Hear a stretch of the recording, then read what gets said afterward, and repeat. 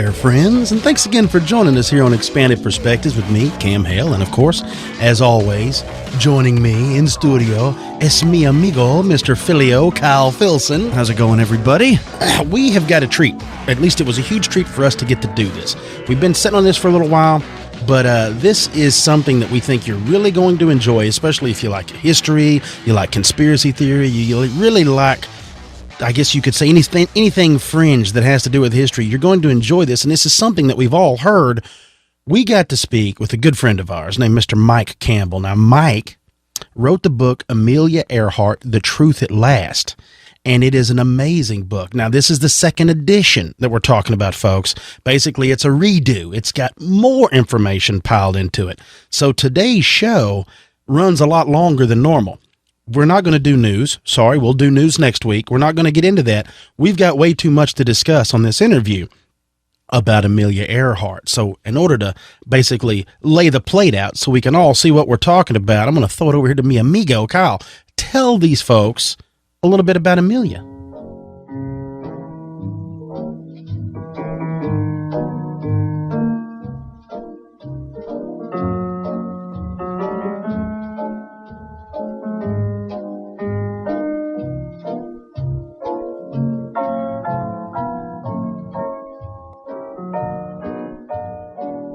Amelia Earhart was born on July 24th, 1897, in Atchison, Kansas, in the middle of America's heartland. She had a turbulent childhood, constantly moving from place to place, and eventually settled in California, and this is where her life took on an enormous change. At a Long Beach air show in 1920, Amelia Earhart took a plane ride that forever transformed her life. It was only 10 minutes, but when she landed, she knew she had to learn to fly. Working at a variety of jobs, from photographer to truck driver, she earned enough money to take flying lessons from a pioneer female aviator known as Anita Snook. Earhart immersed herself in learning to fly. She read everything she could on flying and spent much of her time at the airfield. She cropped her hair short in the style of other women aviators, worried that the other, more experienced pilots might think of her. She even slept in her new leather jacket for 3 nights to give it a more worn look. In the summer of 1921, Earhart purchased a second-hand Kiner Airster biplane and painted it bright yellow. She nicknamed it the Canary and set out to make her name for herself in aviation. On October 22, 1922, she flew her plane to 14,000 feet. This was a world record for altitude by a female pilot. On May 15, 1923, Amelia Earhart became the 16th woman to be issued a pilot's license by the world governing body for aeronautics, the Fédération Aéronautique. She then went on to break numerous other records as a woman. In May 1932, she became the first woman to fly solo across the Atlantic. It took her 14 hours and 56 minutes. This was also on the 5th anniversary of Lindbergh's Atlantic flight. She was awarded the National Geographic Society's Gold Medal from President Herbert Hoover. Congress awarded her the Distinguished Flying Cross. In August of 1932, she became the first woman to fly solo non-stop, coast to coast, and set a women's non-stop transcontinental speed record, flying 2,447.8 miles in only 19 hours and 5 minutes. In 1932, she was elected president of the 99s, a new women's aviation club, which she helped form. In July of 1933, she broke her previous transcontinental speed record by making the same flight in only 17 hours and 7 minutes. In January 1935, she became the first person to solo the 2,408-mile distance across the Pacific between Honolulu and Oakland, California. This was also the first flight where a civilian aircraft carried a two-way radio. In 1935, she became the first person to fly solo from Los Angeles to Mexico City in 13 hours, 23 minutes. In May of 1935, she became the first person to fly solo, non-stop from Mexico City to Newark, New Jersey in 14 hours and 19 minutes, and numerous other records. Saving and comfort-giving devices. Among all the marvels of modern invention That with which I am most concerned is, of course, air transportation. Flying is perhaps the most dramatic of recent scientific attainments. In the brief span of 30-odd years, the world has seen an inventor's dream first materialized by the Wright brothers at Kitty Hawk. Which moves us to Earhart's final flight. In 1935, Amelia Earhart joined the faculty at Purdue University as a female career consultant and technical advisor for the Department of Aeronautics. This partnership helped finance the purchase of a Lockheed Electra L-10E plane. Now, while she would not be the first person to circumnavigate the Earth, she decided she would be the first to do it around the equator. She pulled together a top-rated crew of 3 men: Captain Harry Manning, Fred Noonan, and Paul Mantz. Manning had been the captain of the President Roosevelt, which brought her back from Europe in 1928 and would become Earhart's first navigator. Noonan had vast experience in both marine and flight navigation and was to be the second navigator.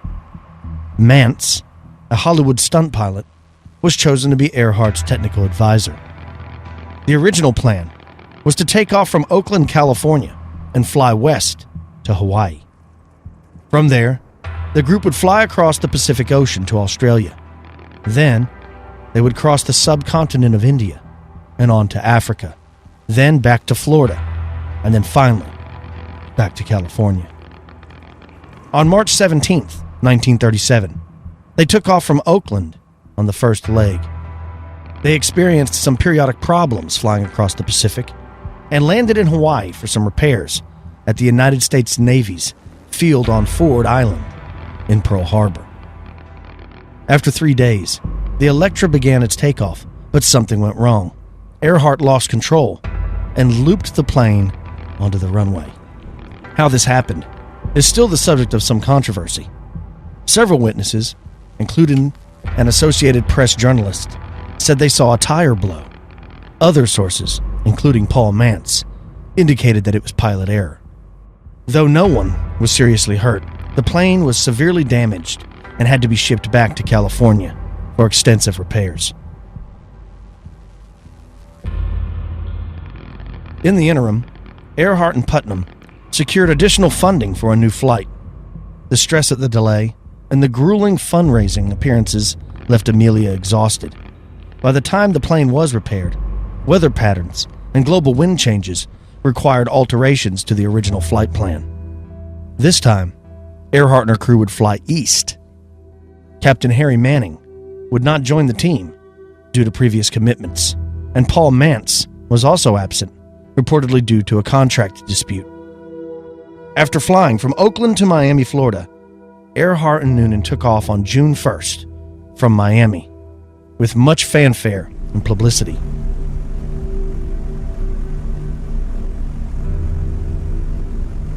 The plane flew towards Central and South America, turning east for Africa, and from there, the plane crossed the Indian Ocean and finally touched down in Lae, New Guinea on June 29, 1937. About 22,000 miles of the journey had been completed at this time.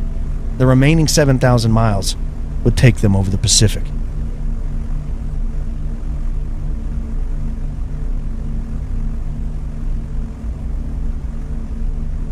In Lae, Earhart contracted dysentery that lasted for days, and while she recuperated, several necessary adjustments were made to the plane. Extra amounts of fuel were stored on board. The parachutes were packed away. The flyers' plan was to head to Howland Island, 2,556 miles away, situated between Hawaii and Australia. A flat sliver of land, 6,500 feet long, 1,600 feet wide, and no more than 20 feet above the ocean waves. The island would be hard to distinguish from similar-looking cloud shapes. To meet this challenge, Earhart and Noonan had an elaborate plan with several contingencies. Celestial navigation would be used to track their route and keep them on course. In the case of overcast skies, they had radio communication with a U.S. Coast Guard vessel, the Itasca, which was stationed off Howland Island. They could also use their maps compass, and the position of the rising sun to make an educated guess in finding their position relative to Howland Island. After aligning themselves with Howland's correct latitude, they would run north and south looking for the island, and the smoke plume was to be sent up by the Itasca.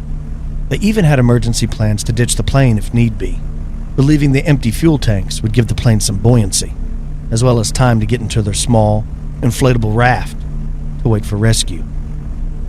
Earhart and Noonan set out from Leh on July 2nd, 1937, at 12:30 p.m., heading east toward Howland Island.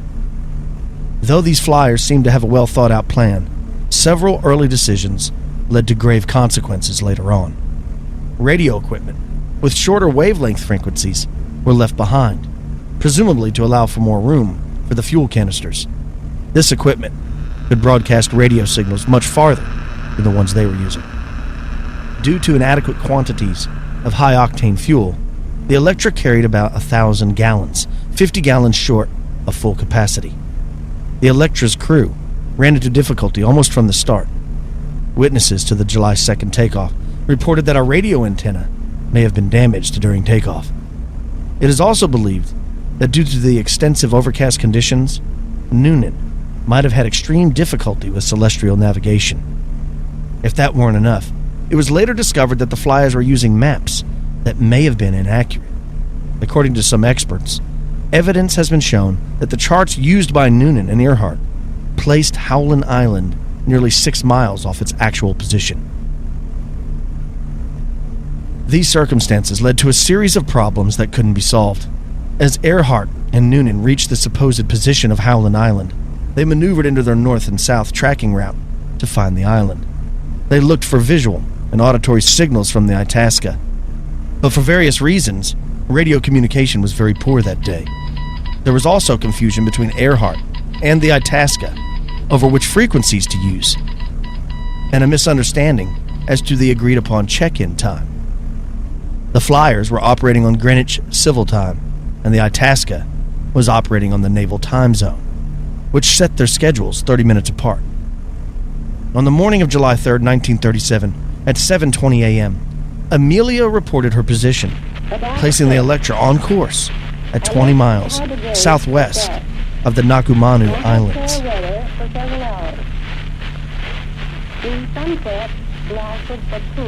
At 7:42, the Itasca picked up the message from Earhart. "We must be on you, but we cannot see you. Fuel is running low. Been unable to reach you by radio. We are flying at 1,000 feet. The ship replied, but there was no indication that Earhart heard this. The flyer's last communication was at 8:43 a.m. Though the transmission was marked as questionable, it is believed that Earhart and Noonan thought they were running along the north-south line. However, Noonan's chart of Howland's position was off by 5 nautical miles. The Itasca released its oil burners in an attempt to signal the flyers, but they apparently didn't see it. In all likelihood, their tanks ran out of fuel, and they had to ditch at sea. Realizing they had no more contact, the Itasca began an immediate search. Despite the efforts of 66 aircraft and 9 ships, an estimated $4 million rescue was authorized by President Franklin D. Roosevelt. The fate of the 2 flyers remained a mystery. The official search ended on July 18, 1937, but George Putnam financed additional search efforts, working off tips of naval experts and even psychics in an attempt to find his wife. In October 1937, he acknowledged that any chance of Earhart and Noonan surviving was gone. On January 5, 1939, Amelia Earhart was declared legally dead by the Superior Court in Los Angeles.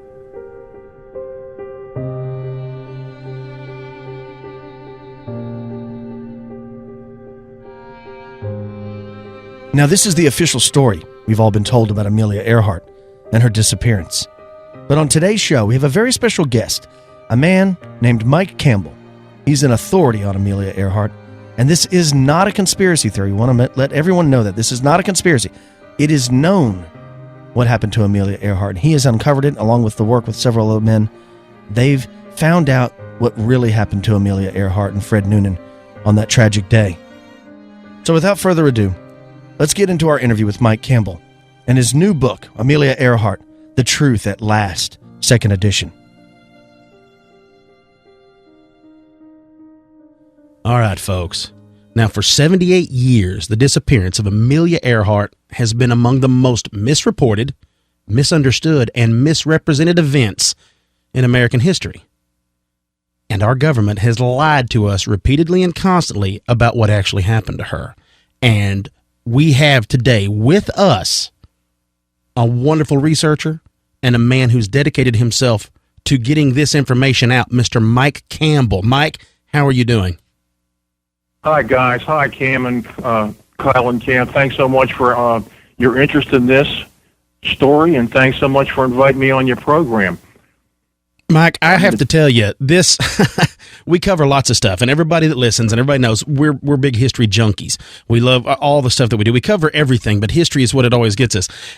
I'm part of the problem. I'm part of the problem because I never gave this much thought. Like we had discussed before, we've actually sat down and talked to Mike before ever doing all this, and we discussed it, and I told him the same thing. I was one of those people that it kind of went in one ear and out the other. I'm like, well, she crashed in the ocean. They think they found parts of her plane, and that's it. I never really paid it much more attention until I heard you on another show, and then we got the books, and we got to looking into it, and we were like, we got to get Mike on. This really isn't basically, it's not a debatable theory. It's not a thing anymore. There is proof of what happened to her, and it is nothing like what we've been told. Yeah, it's not a theory. You've uncovered the facts. You and other men have uncovered the facts, and it's very, very interesting. I can't wait for you to share it with everybody. Well, thanks, guys. You guys are easy sells because so many people that I have encountered media-wise. Well, first of all, most of the media don't want anything to do with the story. The story is basically forbidden in the mainstream media. They won't touch the story, the truth of the story, and the rest of them, even the ones that do, the few intrepid souls out there like you guys that'll have me on. They don't get it as quickly as you do. Exactly right. There's no theory involved. This is not a mystery. There's nothing supernatural about it. The whole concept of the disappearance of Amelia Earhart being one of the greatest aviation mysteries in history is a flat-out lie, and it's based on government propaganda that's been coming down for 78 years now, ever since she was lost on July 2nd, 1937. The government has done such an effective job in selling the American people on the idea that they never found her and they don't know what happened to her, that it's become part of the cultural furniture. So that's why you guys never gave it a second thought. You were conditioned not to give it a second thought. And then the other half of the conditioning is the disinformation that comes out every couple of years from the group known as the International Group for Historic Aircraft Recovery, otherwise known as TIGHAR, TIGHAR. Every other year, they go off to immense media hype to an island in the Central Pacific in the Phoenix group called Nikumaroro, and they go over there because they're supposed to be looking for her airplane. They've been there 11 times now. They just got back this past summer from their 11th trip over there. This is all blatant, flat-out disinformation. There's no way in the world she was ever on that island, and it's all just an act to keep the American people stupid about Amelia Earhart. The average man in the street, that's all he might know. Isn't there a group called Tiger or something? Or isn't there a bunch of people that go over there to this island? Didn't they find a piece of her plane? Every time they come back, they say, we found a piece of her plane. We found something that she used. We found her shoe. We found this. We found that. Every single one of those claims have been shot down immediately as being blatantly false. Let's get this out of the way with your listeners so we can get on to more important, the evidence that proves, that absolutely reveals the truth of her presence in the Marshall Islands in Saipan, and get this thing with Nikumaroro and Tiger out of the way. It's just complete nonsense. It's not even their theory. The theory was originated and created in 19 1882, actually, by Fred Hooven, who actually invented an automatic direction finder that was originally fitted for Amelia Earhart's airplane, but was later rejected because it was too complicated and would probably fail. But Hooven, based on radio signals that were found in the Central Pacific, some of them crossing in the area of the Phoenix Islands, came up with the idea called the McCain-Gardner Island landing theory. Gardner Island was later changed to Nikumaroro Island, the name of it, by the British, I believe. And this idea that she landed there was looked into very closely in the 80s by Hooven and Fred Goerner, who we'll get to in a moment, and how important these two guys were in the history of Earhart research. But the Coast Guard had a station on this island for a couple years during the war. Dozens, if not hundreds, of Gilbertese settlers lived on this island. A British ship crashed there in 1929. 11 men died off of the island on a reef, and that ship is still there, the SS Norwich. There were so many people, countless people have been on that island with their refuse, their garbage, and just living there over the years. Of course, when you go there, you're going to dig something up and find something. I mean, this whole idea has been shot down a long time ago, but yet it's still being sold as the most possible and plausible theory about what happened to Amelia Earhart. It's so outrageous and false. It's so disgusting to Earhart researchers, people like myself that have been around this story and studying it for nearly 30 years now, that it's impossible to tell you how disgusted I am when I see all the publicity they get. But it's so understandable when you know the reason for it. You know where it's coming from and why. The government and the media and the establishment, they're all the same thing. They're all the same animal, and they want people to be stupid about what happened to Amelia. Now, I hope that's enough for Gillespie, Tygar, and Nikumaroro. Then next we can get on to what really happened. How's that? That's perfect. Now, yeah, we got that out of the way so people know, because like I told everybody, I was guilty of it. I thought the same thing, fell for the whole deal. I was the same way. I mean, I always heard this Rick Gillespie guy, he's finding pieces of it. That's where it's at. Well, what's funny is like what you bring up is they show you what they found, but they never show you when it's been discredited. They just put up what they found, and they let you just kind of make assumptions, which we should never do. You just assume things and move on. I think another thing, too, about the Amelia Earhart case that a lot of people, I was one of them, you really can't wrap your head around nowadays is just how popular for the time she really was, how big of a person in history she really was, and the things she accomplished. That's exactly right. There's no way to compare her to anyone now in today's media. There is no one in today's media that is as prominent a figure and as beloved a figure as she was in the 1930s, the late 20s and the 30s, before she went missing in 1937. She was probably the most loved woman in America, next to Eleanor Roosevelt. They were friends. The two of them were friends. And Amelia Earhart, between 1930 and 1935, she held 8 world records for long-distance flying. She did things like she flew from Los Angeles to Mexico, from Mexico City to Newark. She flew coast to coast. She flew from Hawaii to Oakland. I mean, she did all this. Not that she was the only one. There were other female aviators that were very famous, very well known as well. Amelia was not known as a racing type. She was a long-distance type flyer, and This is where we begin the story about what happened to her. In 1937, she was beginning to see that she had done everything that she wanted to do as a flyer, publicity-wise and accomplishment-wise. She wanted to end her career with one around-the-world flight. She wanted to eclipse Wiley Post's world record of 15,000 miles around the center of the Earth to the equator, or the diameter of the Earth, to go around, to make that flight, that world, what they called a world flight. She wanted to make the flight, but she wanted to make it at 27,000 miles, much closer to the equator, and would really just set her up to go off into the sunset, as the all-time. In 1932, she became the second woman. I forgot that. Should have started with that. In 1932, she became the first woman and the second person to solo fly the Atlantic.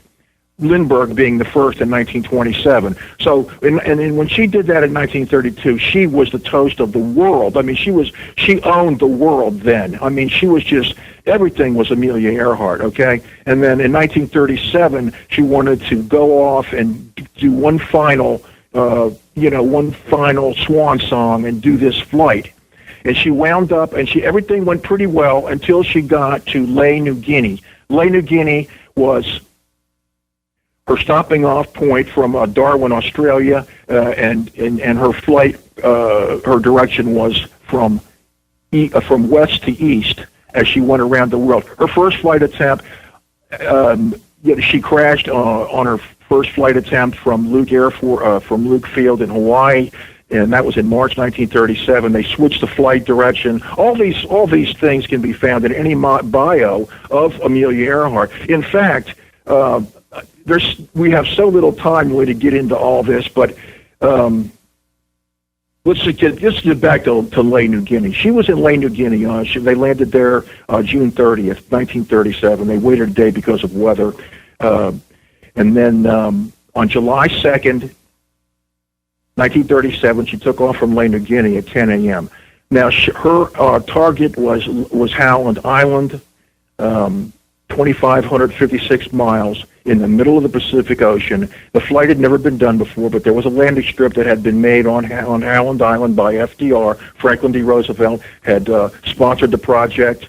Actually, the project was a hidden reason to have Howland Island have an airstrip because he knew the war was coming. So they did this as a civilian pretext to have a landing strip on Howland for the war. It was actually only used twice during the war, but they didn't know, when they made the strip. They also didn't know that she wasn't going to be landing there, or maybe they did. Because 20 hours and 20 hours into the flight, she had not made. She had not established two-way radio communications with the Itasca. The Coast Guard cutter that was at Howland Island was there to talk her in. The radio communications were a nightmare, and they never really established two-way communication. But they did hear her several times. They got several messages from her, and her last message came in loud and clear. Her last message was her famous last message. We were in the line of position, 157-337. We'll repeat this message. On 6210 kilocycles. Wait listening on 6210. We are running north and south. That basically is her last official message. That was at 8:44 Howland time, July 2nd, 1937, because she was flying through the international date line. So that way, when she took off, it was July 2nd. 20 hours later, it was still July 2nd. She crossed the date line, okay? So after her last official message, that was it, okay? Itasca heard nothing more from her directly. Now, let's also, not to cut you off, Mike, but she wasn't alone. No, she was with Fred Noonan, the navigator. He was not heard from at all, really, during the last flight, and very little at all during the previous flights. He was her navigator, though, and his job was to find Howland Island. And he wasn't just some rookie. He was good at what he did. Yeah, right. He had a lot of experience. He had mapped out the early Pan Am Clipper flights and over the Pacific, from Hawaii to Manila in the Philippines and things, and he knew his way around. And he was the best that was available at the time, Fred Noonan. So it's hard to believe that Fred Noonan could miss Howland Island, even though the flight had not been accomplished. He had all the available tools to do his navigation and to find that island. And so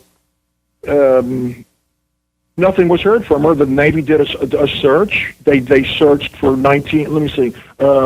Well, the search was cut off, was ended on July 19. They searched 262,000 square miles around Howland Island, the Phoenix Islands. They didn't search the Marshall Islands because they weren't allowed to enter the Marshall Islands. The Japanese owned the Marshall Islands because of the 1920 League of Nations mandate. Okay, so this is where the plot thickens. They were not allowed to go in there.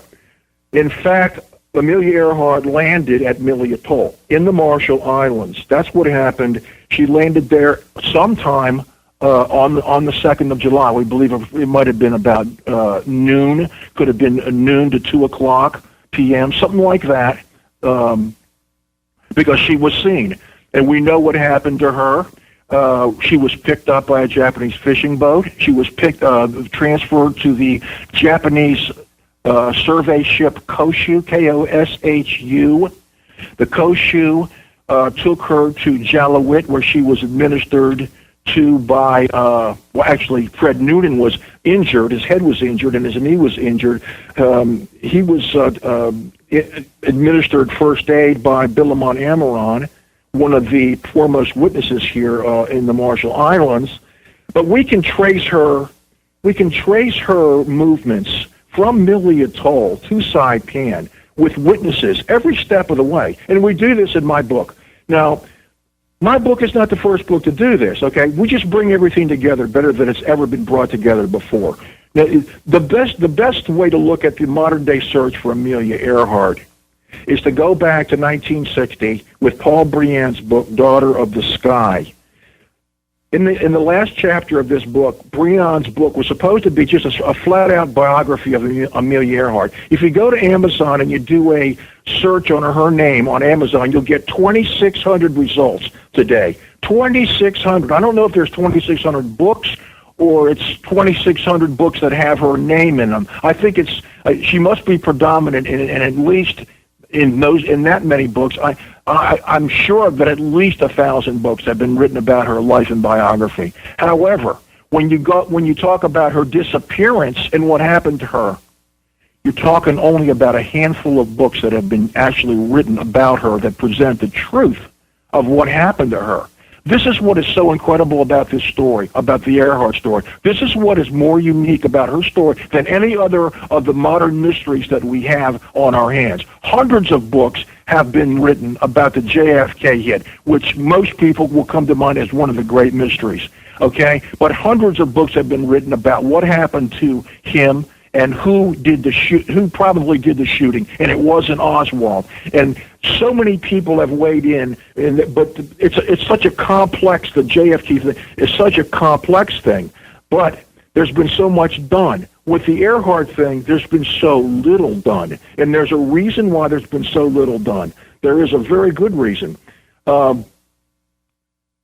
Only Fred Goerner, of all the people that have written books about her, has wrote a bestseller. That was in 1966. Goerner's book was written 6 years after Briand's came out. Briand's book presented the first-person account of Josephine Blanco Akiyama, who was an 11-year-old on Saipan in 1937, who saw the plane, saw a silver plane crash. What she said, the words that she used was belly land in the harbor, and she later saw Amelia Earhart. She didn't know her name. She saw a white woman and a white man get out of the plane, being taken ashore.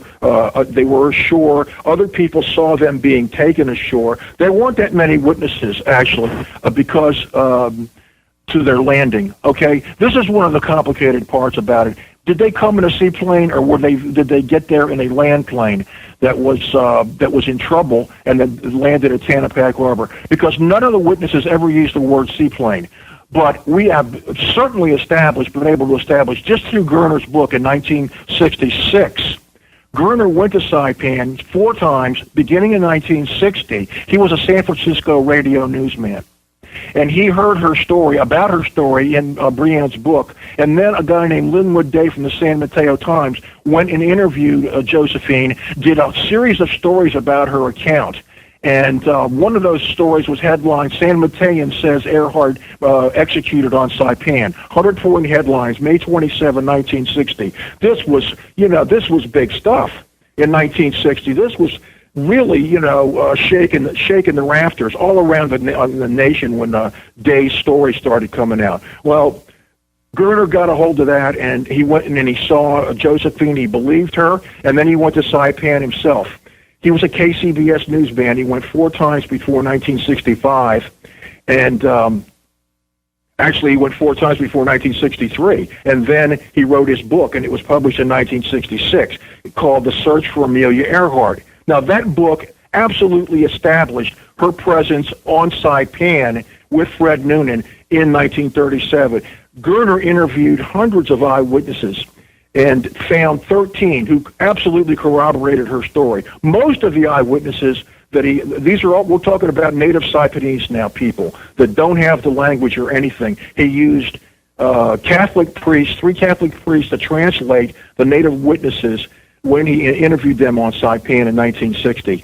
And he found 13 whose stories strongly corroborated Josephine's, and they knew, these witnesses knew of the white American woman and who was the flyer, and the man who was there, who was captured by the Japanese, and who later died on Saipan. His book in 1960 absolutely established these facts, but that book only presented 5% of what we know now. Only about 5% at the most of the information and the witness accounts that have been gathered since Goerner, since he was there, by many other people, and including GIs in 1944 on Saipan, which we'll get to in a little while. So Goerner's book sold 400,000 copies, and people were convinced he had the truth. She was on Saipan. The Japanese wouldn't tell us. They kept her as a spy and either executed her or she died of dysentery. We only have one eyewitness to her execution, and that eyewitness was interviewed in the mid-'80s. We're not sure. I'm not sure about that eyewitness, whether that person actually saw Amelia Earhart die or not.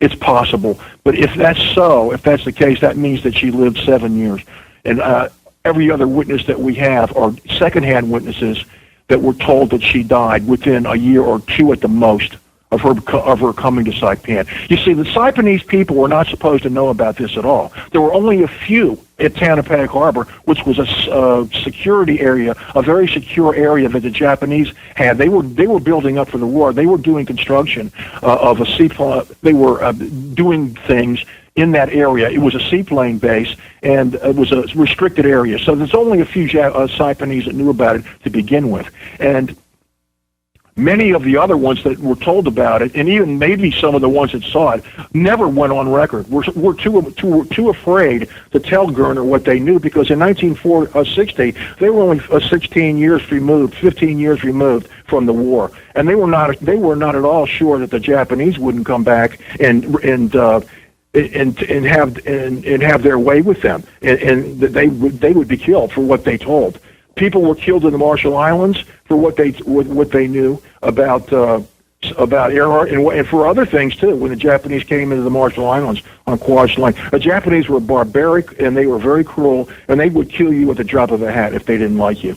And I think people need to realize that it's at the time that all this went down. I mean, now it's probably a little bit harder for us to put ourselves in that place because of where we're at. But the locals, the natives of the Marshall Islands, were being overwhelmed, and oppressed, and basically being taken over. So they were, for quite some time, afraid that it could happen again. The way it swole up on them the first time, they were afraid it could happen to them again. Absolutely. Yeah. And the witnesses, I mean, sorry, not to cut you off. She stood out. I mean, when I remember it saying that they were shocked because they had never seen a woman fly an airplane before, and then even her description, it seemed like a lot of people were impressed at the fact that a woman actually was flying that and she's plane. Dressed like a man. It blew them away, the way she was dressed. Right. Josephine had never seen a white woman before, I think she said. And another thing about these witnesses that Goerner interviewed, they all, the ones that said that they saw her, most of the ones that said that they saw her after her arrival on Saipan, not the day she arrived, maybe a couple days after or later.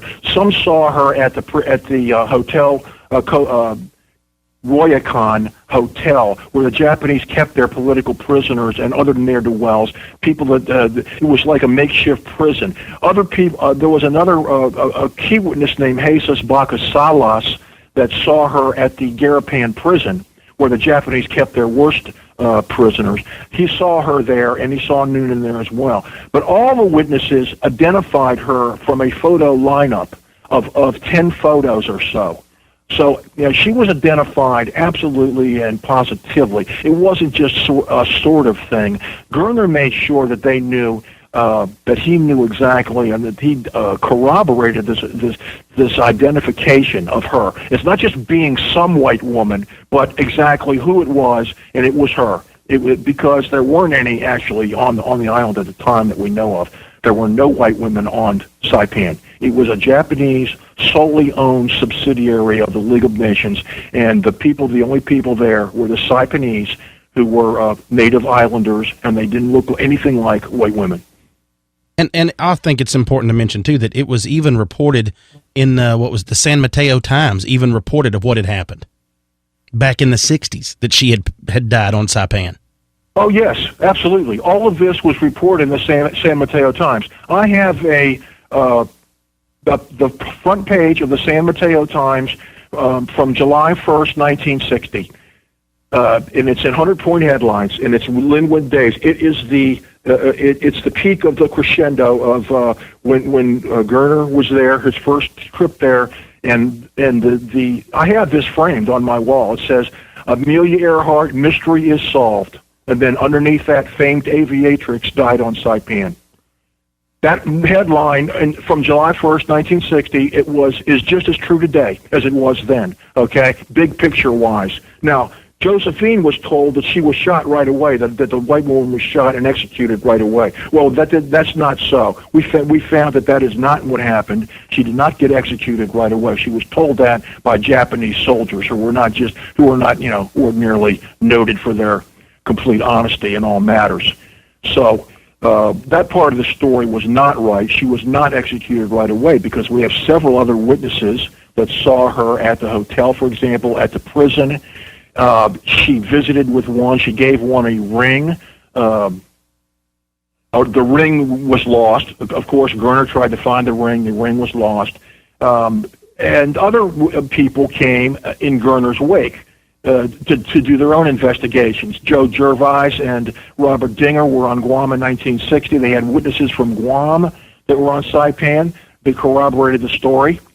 And then Oliver Knaggs came, and Vincent V. Loomis came to Saipan and had some, but so few. I mean, the real thing about this story and the witnesses and the investigations is not what was found, and not what was found by these few that did the investigating. The big story is why there was such a lack of investigation and why there was so little interest in finding the truth. And there still is so little interest in finding the truth. This is the real story. Once people are familiar with the witnesses, we haven't even gotten to the marshals yet or the GIs on Saipan in 1944. Once people get to the mountain of witness accounts, not only of seeing and knowing of her presence in the Marshall Islands and on Saipan, once you get past all of that, you wonder. You say, well, how come why didn't I hear about this? Why aren't there so many books written about this? This is the real mystery. Of course, it's not a mystery to me. It shouldn't be a mystery to anybody. The government does not want us to know. And that's why nobody since Goerner, no significant journalist since Goerner has touched this story. This is why I still continue to get rejected by thousands of people in the media, and why people like you are so rare. This story is a sacred cow. It is absolutely verboten, okay? Since Goerner, Time magazine came out right after his book was published, and he sold 400,000 copies. Time magazine came out and trashed his book and said, "Don't look here. There's nothing to see. It's all nonsense." And from then on, in the mainstream, Time magazine in those days was the voice of the establishment, the media voice of the establishment, and from that day on, Saipan and Amelia Earhart were just, you wouldn't find them in the same sentence, only on rare occasions, okay? And that continues to this day. Nobody, Thomas Devine, Vincent V. Loomis, Oliver Naggs, and just a few other people have written books about that present the truth about Earhart. No other famous journalist has ever touched it, and no one will, because they know that their books will be shunned. This is the incredible thing about this story. This is why it's fallen to some nobody like me to write a book that brings everything together for the first time in many years. Okay? Yeah, because nobody else will touch it, and this is why I continue to be ignored. Yeah, it was definitely a cover-up. A sacred cow. Yeah, it was definitely a cover-up. And the reason I think is because they didn't want the American public to know that FDR knew of the whereabouts of Amelia and did nothing to try to rescue her. That's right. That's what it is. Right? I mean, she was so beloved by the American public. To know that their own president knew of her existence and where she was, but did nothing to go get her, I think they didn't want that, disclosed to the public. So you're saying, any article, any book that comes out about the truth, they write reviews about it or put stuff out there to say, oh, don't look at this isn't accurate. That's exactly what's going on. And we know that our government lies to us. I mean, there's numerous cases, the Gulf of Tonkin, Jessica Lynch, Pat Tillman. Every day now. There's nothing that you don't hear. Yeah. It's not a lot. This is just an early story. This is an old one. This is an old one. That's right. Yeah. Incredible. And we haven't mentioned the second edition. The second edition of my book has just been published, and it's much more comprehensive than the first. It adds 2 new chapters. It's a hardback, and please, I ask your listeners to support everything that I'm talking about. We're talking about here in this 90 minutes that we're spending together. We're just skimming the surface. Everything is covered in depth. In this book. This book is really my life's work. Yes. And it's a worthy cause. This is a worthy cause. This isn't about making some money, okay, which I've never made any money anyway from my work. This is about the truth in a worthy cause. In the poor families of her and Noonan, and the way that she has been used as a political football all these years is just disgraceful, absolutely disgraceful. The fact about FDR is that his legacy could have never, ever withstood the stain and the taint of not helping her when they had her. We are almost positive that the American intelligence assets knew that they had her within a week or 2 weeks max of their rescue. We have major portions of Japanese intercept files that should be there in our archives that are just gone. They're just completely gone. Big holes between 1935 and 1940 with no explanation. Those intercepts, we knew they had her. This was not a mystery, okay? Yeah, let's get into, if you would, for our listeners, let's talk about some of the mysterious things that happened during the later parts of that early morning flight on July 2nd, 1937. I mean, there was a lot of odd things. I mean, for one, what was Noonan, this advanced, guy, navigator, what was he doing when they were trying to find Howland Island? I mean, how could he not find it? Why was there a 41-minute blank, airtime between Earhart and the Itasca? Why was she trying to hone in on a different frequency that, her equipment couldn't even pick up on? I mean, there's a lot of odd things that were happening. Right. Could you explain some of that stuff? Yeah. It's a technical nightmare to try to explain it quickly. That she was supposed to be broadcasting on 2 different frequencies, 6210 and 3105, and they, like as I said, they never established two-way communications. But the Itasca did get several of her messages. They got her messages, but she never indicated that she got any of theirs. She indicated that she found that she received a signal, and then she asked them to take a bearing on her. I mean, it can't really be discussed. The important thing to remember about her radio communications is that she was never on the air longer than 9 seconds, 10 seconds max, which means she was not on the air long enough for the Itasca to get any kind of a fix on her during the whole flight. She was behaving as if she did not want to be found. She did not want to be tracked, that she did not want the Itasca to help. that's completely bizarre. None of it made any sense. Right. I mean, if she was running out of fuel, she would have given like a mayday. I mean, there was a lot of things. Like, she didn't want to be found. I mean, if you're lost and you're in the middle of a vast ocean and you're trying to find some place to land safe and you have contact with the Itasca, why the long breaks in between communication? You'd think you would be like broadcasting nonstop. Like, I don't want to lose the only, safe rope that I have out here. But it wasn't that way. Yeah, we have a section in there. The Bill Prymak, who is a very well-known researcher, recently passed away, one of my mentors. Bill Prymak did some really excellent work analyzing the last messages, and it's in the book, and he analyzes it all, and he said that, there's nobody, what did he say? A back alley scriptwriter couldn't have done a worse job of describing what happened to her, except for one perfectly executed objective: transmit so that nobody can cut a fix on you. And then Paul Rafford, another researcher who was a Pan Am radio flight officer, talked to William Galton, who was on the Itasca. Galton told him that Earhart never intended to land on Howland. That was his opinion. And we have other people around this story and in testimony that would suggest that Amelia was not intending to land on Howland Island.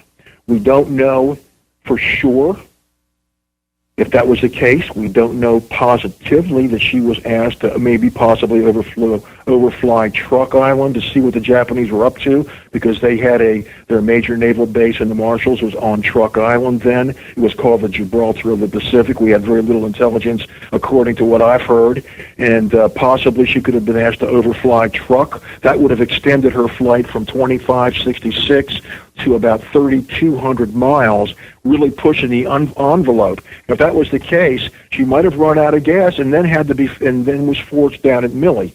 But we know that she landed at Millie Atoll, right off Barre Island, Barre Island, because we have the native witnesses that saw her plane, that saw her and Noonan get out of the plane, that saw the yellow raft which grew the way they described it.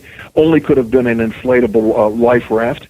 And then they saw the Japanese get there and get her and take custody of her, basically.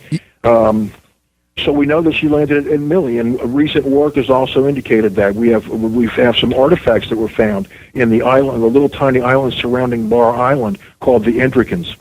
I like the fact that the yellow lifeboat. One of the witnesses in their story claims that they saw him get out on a yellow lifeboat, and at the time when the witness came forward, they didn't even know that they had a yellow lifeboat. And I like how later on, years later, it was discovered in their inventory that they actually had a yellow lifeboat. So it kind of backs up the witness's story.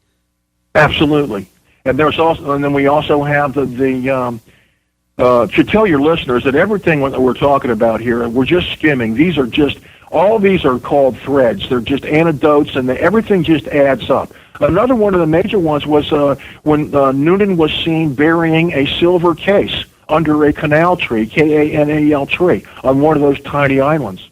Well, that silver case was also authenticated as being something that he had in his possession in Earhart's, actually in her last book. It was called Last Flight, and she wrote, the book Last Flight contained some of her correspondence and her radio and television conversations with George Putnam, her husband, during her last flight, because they went around the world. They stopped every few hundred miles, and it wasn't like one continuous flight. So every time she would stop somewhere, she'd call him and get in touch and let them know what happened. Well, she told him along the way that Fred had bought this silver case, and that it rattled somewhat or whatever. So, and it's in the book. So we know that he had this silver case. And then we have a witness say that they saw him bury a silver case.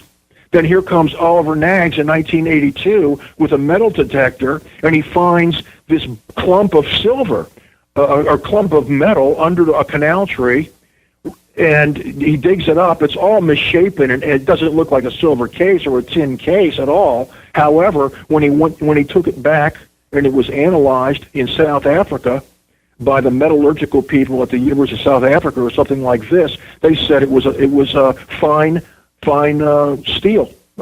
construction, and it could have well have been a tin case that was just completely corroded by the acidic soil there over all those years. And so, I did a blog on that. That was hard evidence.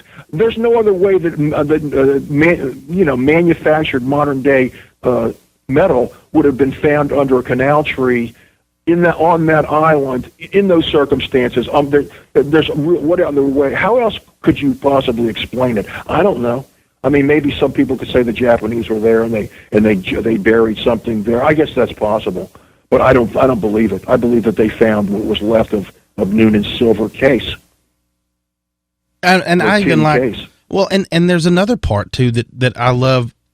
I don't know why this one drew me to it, but there is a report of a fellow named Carlos that worked in a hotel there on the islands that claims he saw Amelia, and he didn't even know who she was until later when he was shown a picture. Carlos Palacios? Yes. Is that who you're talking about? I love that story. Yeah, he was one of several. Yeah, and sure. And there was a great deal of variation between the different stories. But you have to remember that these are unsophisticated islanders. These are unsophisticated Saipanese who can't even speak English, whose accounts are being translated. When you add them all up and you look at it all, they all have commonalities. It runs right through them. A white American woman, short hair, dressed like a man, tall white man. Bilamon Amaron, who we haven't talked about too much, who took care of Noonan at Jalawit after they were taken there in the Koshu, said that the man had blue eyes. Noonan had blue eyes. All these things. We haven't even started with the GIs yet on site. No, exactly. We're going to have to get into that. I mean, I remember you even wrote about a fella, and I believe his name was Robert. Is it Reimers? Robert Reimers was a Marshallese entrepreneur. And he said it was common knowledge. He didn't write a book. No, he just said it was common knowledge that everyone there knew that. In 1987, the Marshall Islands issued a set of 4 postage stamps that commemorated the 50th anniversary of Amelia Earhart's landing at Mille Atoll and pick up by the Japanese ship Koshu. They issued 4 postage stamps. It's not a mystery to the people in the Marshall Islands what happened there, okay? And the reason they were able to do this in the Marshall Islands is because they are a republic. We do not own the Marshall Islands, and our government could not intervene this time and make them censor that move. They issued those stamps, and I have a set on my desk right now. That is awesome. So it's one of those things. It's basically to everyone here. They do their best to cover it up. It's hidden in plain sight. They just don't want to. They don't want to discuss any of it at all. Well, Mike, how about you lay on us some of the stories of these witnesses, these GI witnesses, and what they actually saw while they were there? Right. This is the other big piece of the Earhart puzzle, the Earhart on Saipan puzzle. This is the piece that makes it absolutely irrefutable, and skeptics cannot, cynics cannot just say, oh, these natives, they just make up stories, they tell investigators what they want to hear. They can't say this about American soldiers who were on Saipan in 1944, and so we'll start with Thomas Devine, who's the most prominent among them, who's the only one that wrote a book. Thomas E. Devine was a postal sergeant in the Army, in the Army's 244th Postal Unit. He came ashore on Saipan during the Battle of Saipan on July 6, 1944. Now, the actual invasion of Saipan began on June 15, 1944. So by the time Devine got there, everything was pretty much over. The battle had been decided, and the island was secured on July 9. But Devine came ashore, and he was told to take his commanding officer to Lido Airfield on Saipan, which was where we had set up some administrative units on Saipan, and he had business to take his commanding officer, who was Fritz Liebig, a lieutenant. He took Lieutenant Liebig to the administration building as Lido Airfield, and he learned there that the Earhart plane had been discovered in a hangar that was adjacent to this building, this administration building where he was, and he heard a bunch of officers actually arguing about who was going to get credit for discovering the plane. They mentioned the word Wally Green, who was a lieutenant colonel, operations officer in the 2nd Marine Division on Saipan, as being the one who had discovered the plane. At that point, Devine had not seen the plane. Later on, he asked at the time there that while he was waiting for his boss, his lieutenant commanding officer, to do his business, another Marine who was there at as Lido told Devine it was true that they had discovered Earhart's plane in this hangar.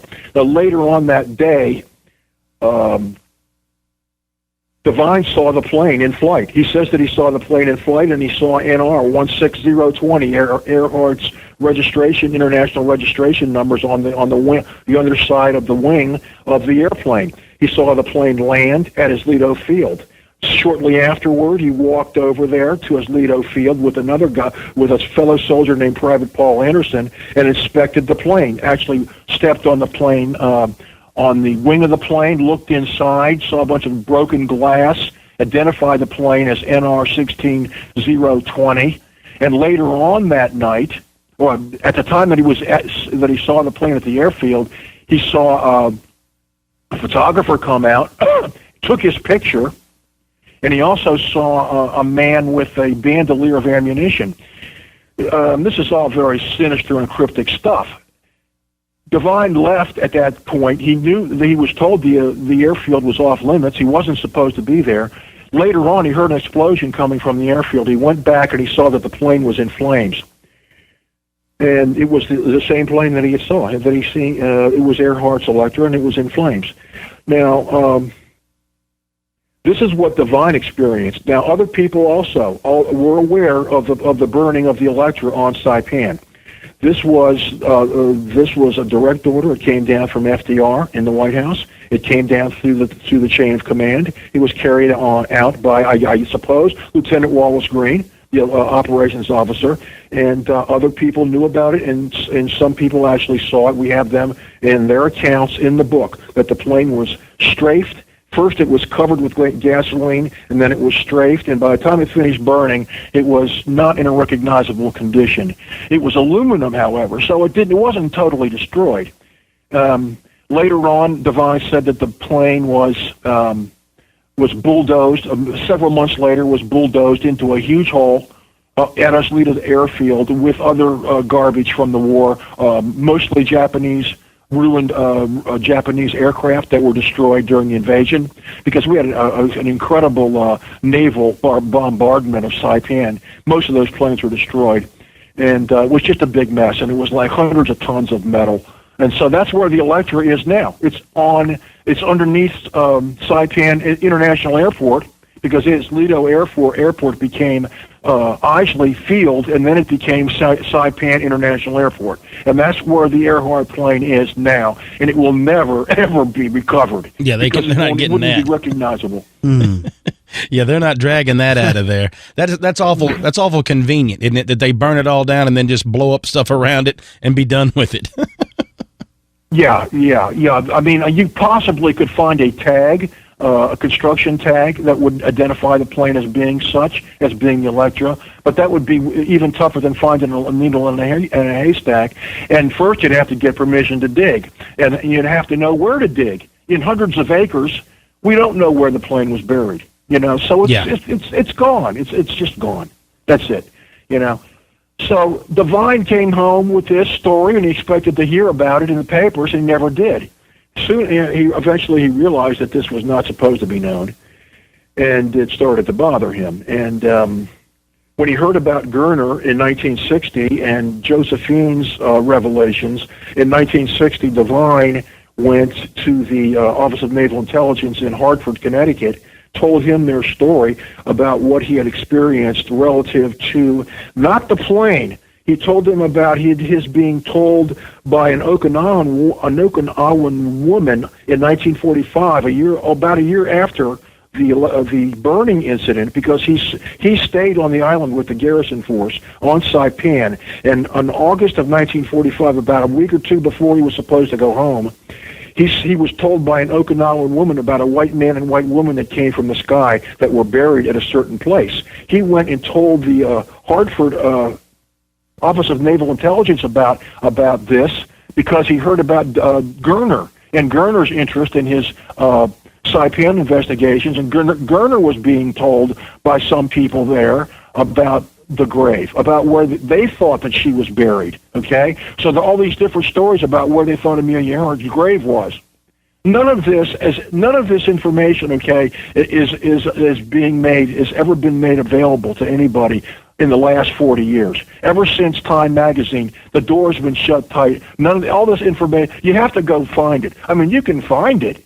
Anybody that goes to Amazon can find Goerner's book, can find Devine's book, can find Victor V. Loomis's book, who talks about the Marshall Islands witnesses so well and establish their presence there. But, I mean, you have to go and find this stuff because it won't be presented to you in any media products or in any newspaper products or anything else nowadays, you see.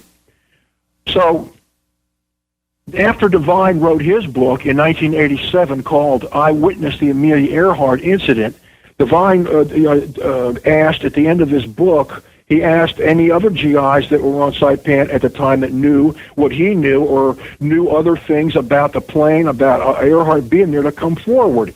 Because his whole book in 1987 was his own story, just his own personal story of of what he saw then. He went back to Saipan in 1963 with Goerner to try to find the gravesite. He did find the gravesite that was shown to him by the Okinawan woman. However, he did not share that information with Goerner because he didn't trust Goerner. He thought Goerner was there to take away all his fame and to get all the credit for finding the grave. So Devine kept it to himself.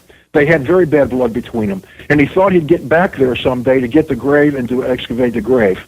He never got back to Saipan, ever, okay? And so that was a kind of a tragedy in his life.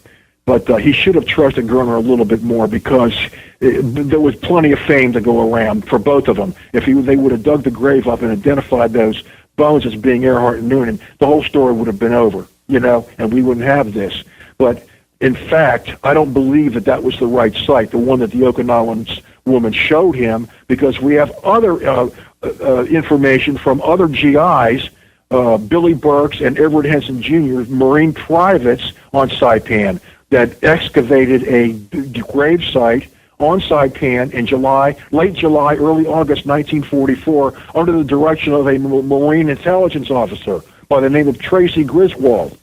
Now, this story just goes on and on, guys. I mean, it just gets heavier and thicker the deeper you get into it. I mean, there are 1,000 threads in this story.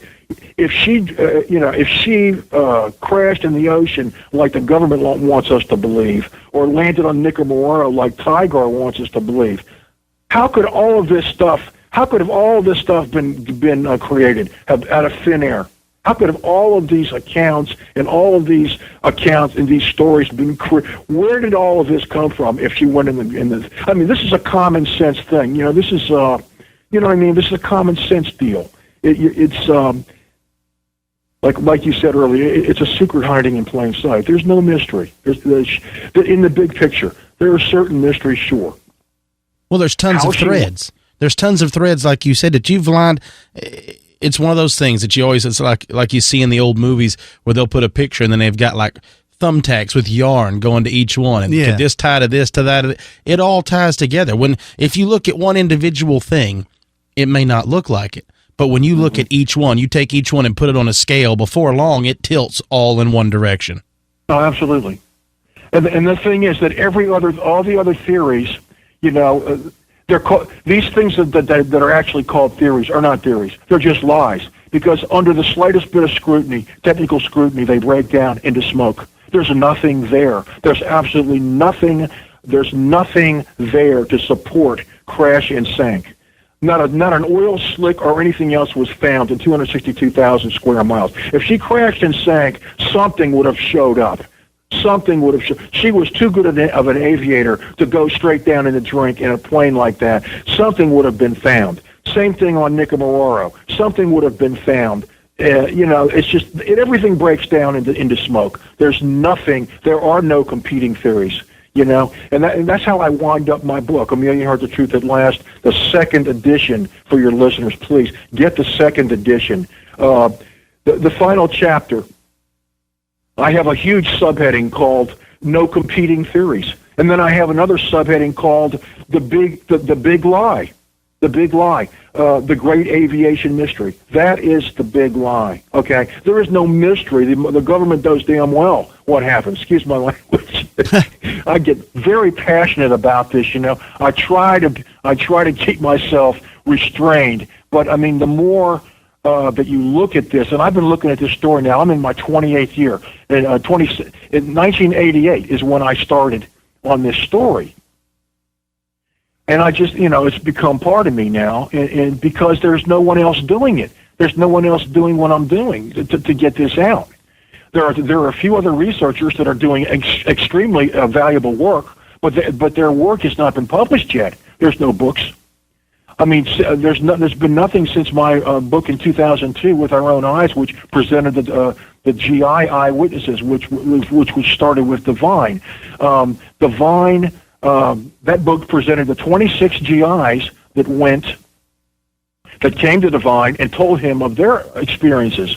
And these are 26 guys. Many more than 26 knew of it, because Devine's book was also blackballed. Very few people knew of his book. But some did, because he was on a program called Unsolved Mysteries in 1990 with Robert Stack. Although he wasn't allowed to name his book on that program, the word kind of got out, and people came and they told him about what they knew. Foremost among them was a man named Robert E. Wallach.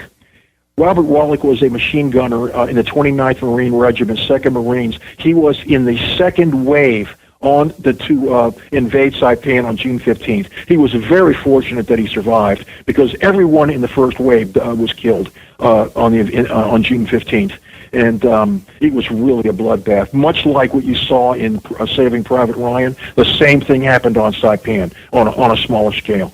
But, I mean, it was really nasty. And he survived. And a couple weeks later, after the island was secured, Robert Wallach found Amelia Earhart's briefcase in a safe in a Japanese administration building, in a blown safe. They found a detonation guy. He detonated the safe, blew it up, and inside the safe he found her briefcase with her papers, with her visas, her maps, photos, all the stuff that she would need during her around-the-world trip was in this briefcase that Wallach found. Well, I mean, that's pretty big right there. Right? I mean, what else do you need to say? I mean, there it is. Yeah. And his friends made him turn it over because they knew it was important, and he turned it over to a naval officer on the beach. The naval officer gave him a receipt, what Wallach called it a receipt. Now, obviously, it was a piece of paper that said, you gave me a briefcase, blah, blah, blah, and blah, blah, blah. But Wallach lost the receipt on, I think it was Iwo Jima, where he was part of that invasion as well, and he was hit on Iwo Jima. He was injured badly enough to go home, and he lost the receipt. But he took this story with him to the grave, and he didn't make this story up. He told this story to Connie Chung on Eye to Eye on CBS with Connie Chung. Connie Chung lost her job shortly after that.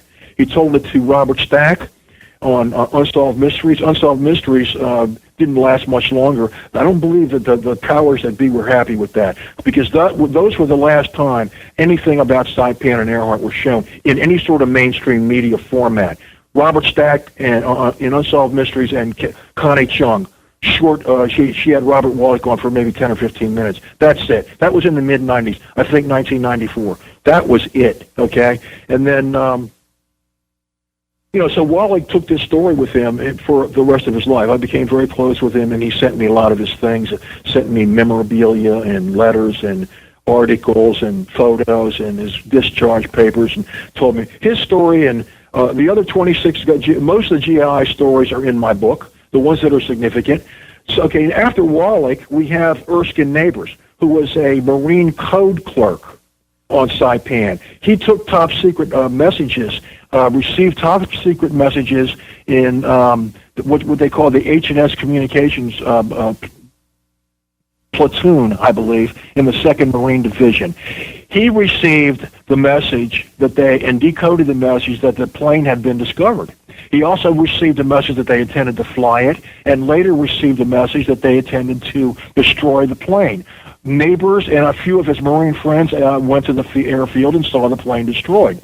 He kept this to himself his whole life until Devine put a note in a Marine magazine. I think it was called the Follow Me, either Follow Me or Leatherneck. There was a note in there, like a little ad saying, please, any Marines that know of the presence of Amelia Earhart's airplane at Lido Field during 1944 invasion, please contact Thomas Devine. Well, Neighbors was pressured into contacting Devine. He really didn't want it. He didn't want the attention, but he did. And he told him his story, and his story was nothing short of incredible. I mean, really, it was really something. And so I interviewed him, and his story's in the book as well. And there's several other GIs that saw and knew different things related to the Electra on Saipan. There's absolutely no question about it. It's incredible. It's incredible. I mean, there's just so much proof out there that it makes you shake your head. You're like, why have I never heard of any of this? It is really incredible. And my hat's off to you, Mike. You've done an incredible amount of work. I'm so thankful that there's guys like you that are willing to stick their necks out and willing to put the work in to try to uncover these mysteries, or what are told to us as mysteries. Without you, we would never know. And that's the most important thing today, is I want the listeners to know that, your hard work and your due diligence is really setting the record straight. That's what this book's about. And I urge everyone to go out and get it. The new book is Amelia Earhart, The Truth at Last, 2nd edition. You also have other books that are equally as good, With Our Own Eyes. Eyewitness. No, they're not equally as good. They're not? I don't even... the publisher withdrew With Our Own Eyes. I don't even get any income from that anymore at all. That's a collector's item. It's on Amazon. They can get it if they want to, but it doesn't really. The new book is the book. It brings everything together much better than the previous book did. It has the 2 new chapters: the chapter about about Amelia's youth, her biography, and also a chapter on the search and the radio signals. There was the search for her. That's the biggest addition. I do a bio chapter for background, and also the search chapter and the radio signal. There were many signals that were received, not only in the islands around Hawaii, Wake Island, from some ships, but also in mainland United States. Signals were received that were alleged to have been sent by Amelia Earhart. Okay, we don't know if they were or not. I look at many of those receptions in the 2nd chapter, which we didn't do in the 1st book, which makes it much more comprehensive, and it's much more. It just covers more in depth. We also have the new updated information about the discoveries on the Intricate Islands by Dick Spink and Parker Aerospace.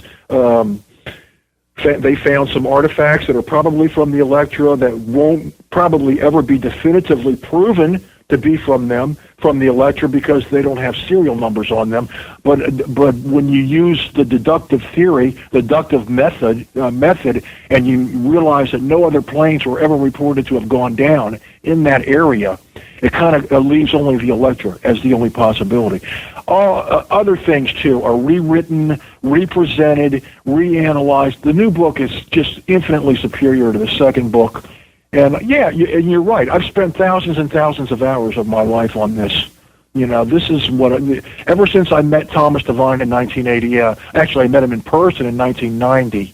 I don't know when along the line that this whole thing just sucked me right in, and it just became something, a part of me. But it did, and this is what I do now, and it's a worthy cause. It really is. I agree. I think anybody would really enjoy this book. In addition to your book, though, don't forget you have an amazing website. Why don't you tell us about that? It's a blog. Yeah, it's a blog, and I update it almost just about every 2 weeks with a new post. Right now, I have 84 posts. I'm always getting putting new posts on there. It's interactive. People are welcome to come there and comment, and I'll respond if appropriate. And there's so much information on the blog that we never even touched. I mean, there's just so much, and there's so much left to of course, I'm going to run out of material. There is a finite amount of material, and the book doesn't even contain all of it. There's, everything significant and important. Yes, I try to get into the book, but the blog is a great addition to the book as well. Is the blog the best place for people to get a hold of you if they want to write you? Yeah, absolutely. My contact information is right there on the blog, and the blog is earharttruth.com. EARHARTTRUTH.com. earharttruth.com. And I'll put all that in the show notes as well. Yeah, well, you're going to have all that information. You have that hard copy. I sent it all to you anyway. Absolutely. Remember? Absolutely. Yeah. I wanted to just to leave the listeners with three last witnesses before we wrap it. Absolutely. So they can be really these last three people that I'm going to talk about absolutely tie the bow around the whole story, because there's no possible way that they would have any reason to lie or to invent any details about the story. And we're talking about three United States military flag officers. And these flag officers are, a flag officer is either an admiral or a general in the United States military. The first flag officer that we're going to talk about is Admiral Chester Nimitz, who was Commander-in-Chief, Pacific Fleet during World War II, during almost the entire war. And he was the famous Navy warrior. And Chester Nimitz in 1965 told Fred Goerner in a telephone conversation, Fred, now that you're going to Washington, I want to tell you that Earhart and her navigator did go down in the Marshalls and were picked up by the Japanese. This is what Goerner always claimed Nimitz told him by phone before Goerner went to Washington, D.C. to talk to Wally Green. Wally Green had been promoted from lieutenant commander or lieutenant colonel in the Marines on Saipan. He was now in 1960 a general, a four-star general, and he later became commandant of the Marine Corps, Wallace Green. Wow. And so that's what Nimitz told Goerner. And no, we don't have it on tape.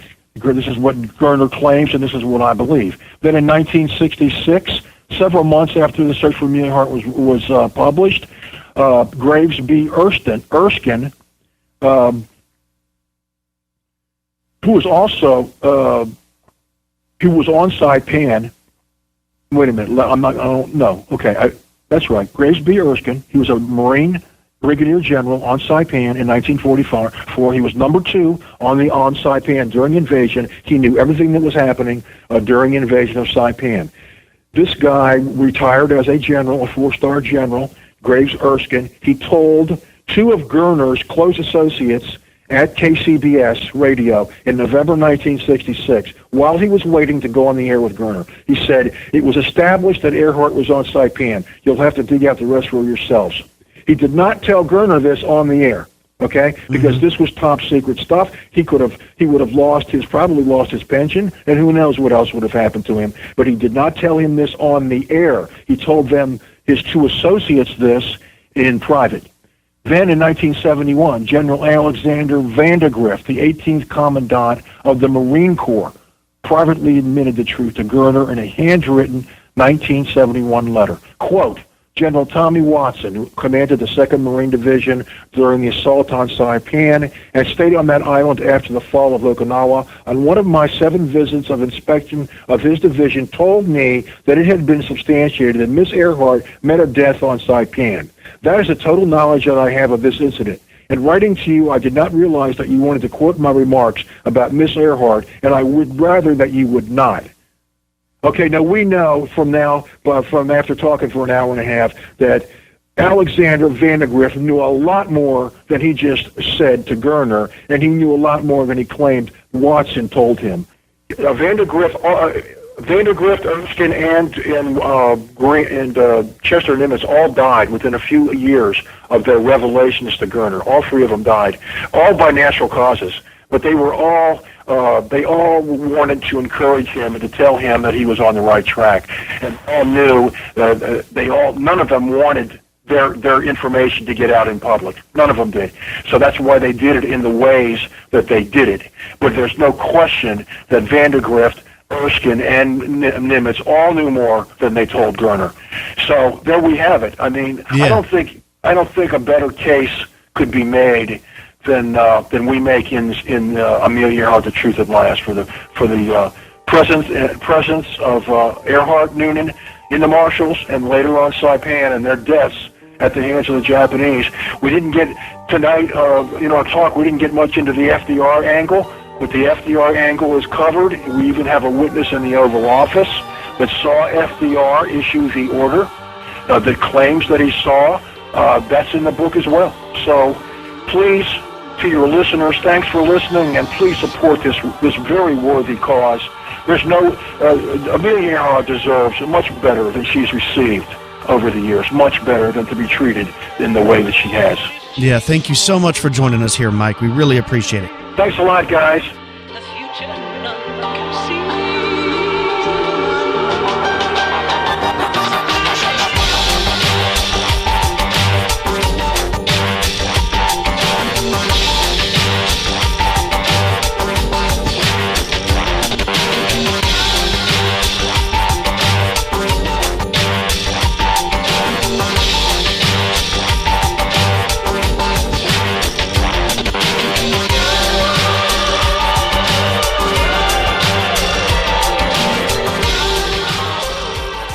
And you're back with expanded perspectives.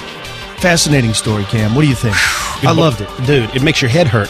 Look, and the thing that's so great about this story is, like a lot of these other stories that people thought were hogwash, for lack of a better term, you find out later had a lot of validity to it. And that's kind of like this one, is you're like, oh, well, come on, these guys, this is a lot of speculation. And yet, you know what, in any, if you want to call it conspiracy theory or anything like that, there is a lot of speculation, but there's also a lot of truth hidden in there. And you start looking at the things that we've learned that went on during the World War II and all that, and you can really start taking a look and go, you know what, it makes more sense. I think so, man. This is no longer a conspiracy. It's been solved. It's known. There's numerous witnesses that saw her there. They saw the plane there. The Japanese got her. Yeah. And that's what happened. They have stamps made on this island. Oh, I know. Yeah, it's well known. It's right? ridiculous. Yeah, it's ridiculous. Very interesting. Well, if you want to check out Mike's book, you should go over to his blog and his website. One of them is earharttruth.wordpress.com. And, of course, I'll be putting links to that in the show notes. And then don't forget, folks, like we said, it's the name of the book, Amelia Earhart, The Truth at Last. You want the second edition. It's the one that's got all the more updated stuff, the whole thing. Mike is an amazing guy. He's a heck of a researcher. It's just one of those things. It was a pleasure to get to talk to him. This is his life's work. I mean, this is his passion. This is the only thing he focuses on for years now, most of his life. So incredible job. Well done. The book is excellent. I've read the first edition. Yes. Very good. Very well laid out. I suggest everybody go over there and pick themselves up that book if you're a history buff or interested in these things. Very, very good. We didn't have any news today. We'll be doing news on the next show. For all you elite members, we'll be speaking to you on Thursday. Everybody have a good week. I'm Kyle Filson. He's Cam Hale. Peace.